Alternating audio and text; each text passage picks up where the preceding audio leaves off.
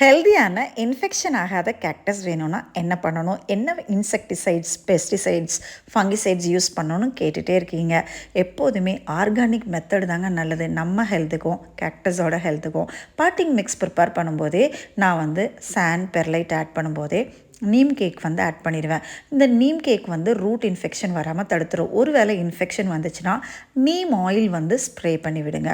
அடுத்து ethyl alcohol லேபில் கிடைக்கும். இன்ஃபெக்டட் போர்ஷன் மேலே ப்ரெஷ் பண்ணிவிட்டு அப்ளை பண்ணோம்னா க்யூர் ஆயிரும். இந்த மாதிரி நேச்சுரல் மெத்தட்ஸ் போகும்போது எந்த சைட் எஃபெக்ட்டும் வராது. ஆனால் நிறைய எக்ஸாட்டிக் கேக்டஸ் வச்சிங்க அப்படின்னா நிறைய ஃபங்கல் அண்டு இன்செக்டை அட்டாக் பண்ணும்.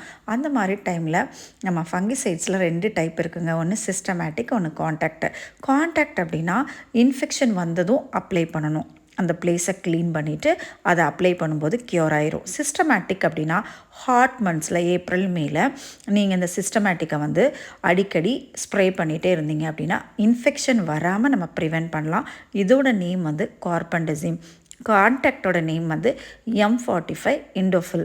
அடுத்து பார்த்திங்கன்னா சில சமயத்தில் நிறைய ஸ்கேல் இன்ஃபெக்ஷன்ஸ் வரும். அதுக்கு எமிடாக்ளோபிரிட் அப்படின்னு ஒன்று இருக்குது. இது நல்லா மாஸ்க் போட்டுட்டு அது கொடுத்துருக்கிற இதில் நீங்கள் மிக்ஸ் பண்ணி ஸ்ப்ரே பண்ணிங்கன்னா உங்களுக்கும் ஹெல்தியான சூப்பரான கேக்டஸ் கிடைக்கும்.